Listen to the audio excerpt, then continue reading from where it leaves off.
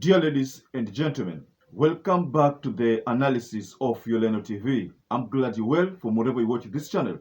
Now, let's start this session by appreciating your support so much for making this channel grow. If you wish to support this channel, please just hit the subscribe button and then you can hit the like button.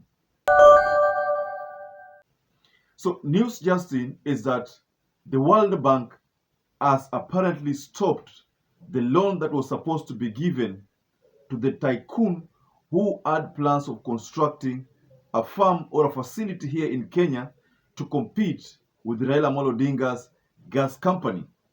So there is a tweet that I saw from Standard, and this tweet read like this: the World Bank's private lending arm has been forced into a U-turn over its dealings with a Kenyan firm that wanted to set up a multi-billion shilling cooking gas plant in Mombasa. So what does that mean, ladies and gentlemen? It is very simple.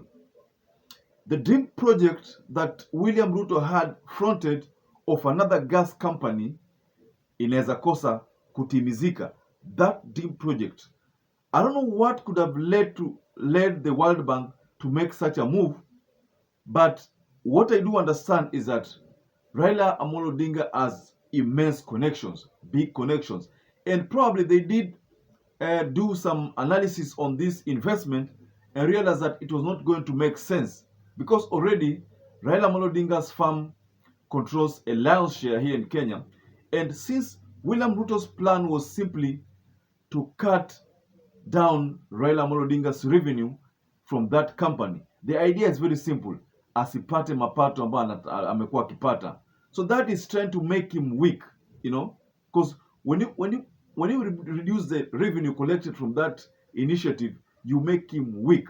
So that was always the plan.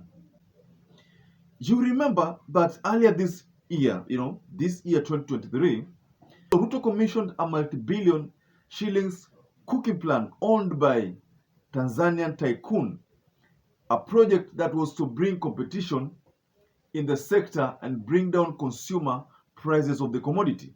The launch of Taifa Gas project is a historic milestone on our journey to achieving self-sufficiency in clean, green energy, which is a critical component of our commitment to deliver rapid socio-economic transformation through clean, green growth. The journey to affordable, clean, green cooking gas using LPG kicks off in earnest from this investment. The government is committed to drive per capita consumption of LPG at the household level to 13 kilograms by 2030. And to do this, we will continue to implement incentives that promote its consumption by a broader spectrum of users. It is our intention to ensure that Kenyan households also embrace clean, modern cooking in order to complete our green growth agenda, protect the health and well-being of Kenyans, and conserve our forests. During that time, EFRA rushed to give the tycoon license for the facility to be built by Taifa Gas, owned by billionaire businessman ROSTAM AZIZ. So what we understand from this is that EFRA rushed to give the tycoon a trading license for that gas company to be built. It was rushed, and then we saw that William Ruto organized that groundbreaking ceremony that was like putting a foundation or laying a foundation to that project. So what we have right now as the news that we've gotten is that the World Bank has declined to give a loan. But mind you, this project was estimated to be around 13 billion. The construction, they were to build a multi-billion farm, a farm that would offer competition to Raila Amolo Odinga's farm. The idea was very simple: not to lower the prices only, but it was to give Raila Amolo Odinga a competition of his life. So, news also that we got back then is that the facility was to compete with AGOL, that is a African Gas and Oil Limited, owned by a Mombasa tycoon Mohamed Jeffa, and it was set to trigger price wars for handling and evacuating cooking gas from the ships to the mainland, allowing dealers to transfer the cost relief to consumers. So the question that I beg to answer, because I differ with what the president's mindset was all about when he decided to front Aziz for that project. I wondered whether to solve the issue of petrol price, prices of petrol, would also entail building more petrol stations. Because if you say that when I build more cooking gas or other gas companies, then that will trigger a price reduction. Then that can as well mean that if you construct more petrol stations, then the prices of petrol and diesel will be lowered. But if that's not the case, then even this issue of creating or maybe introducing another cooking gas company will not solve the problem of gas. The problem of gas can only be solved by removing that tax which the government had put.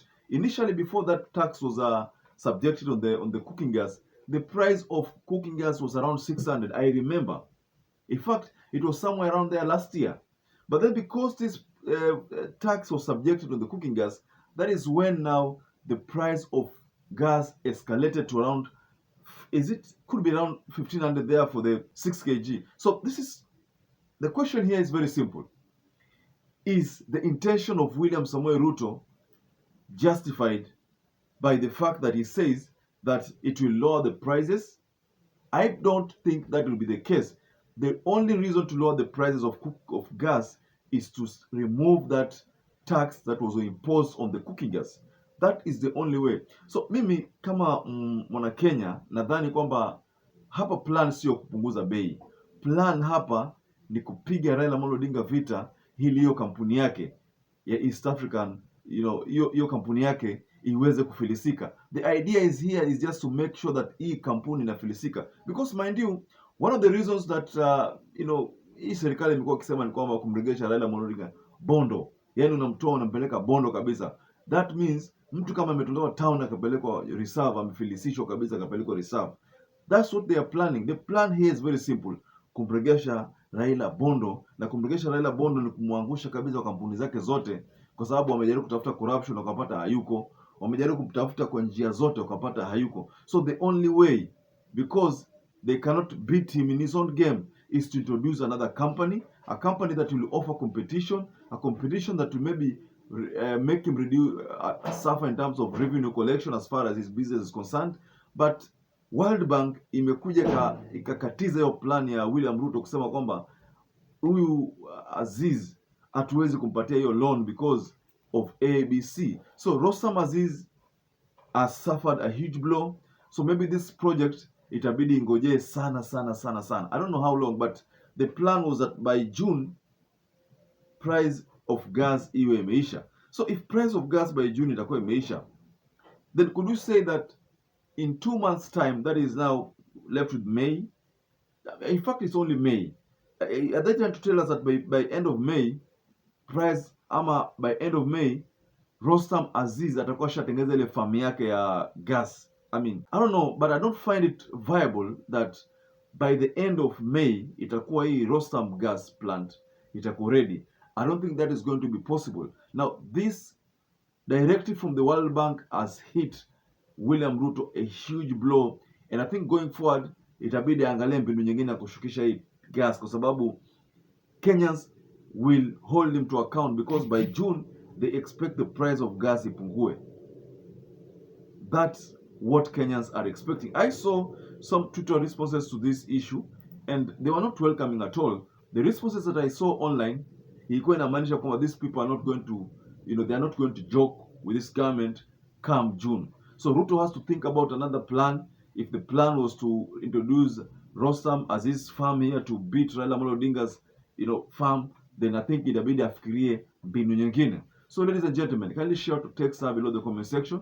And once again, I'd like to urge you to stay safe and stay blessed until you catch up again in our next analysis.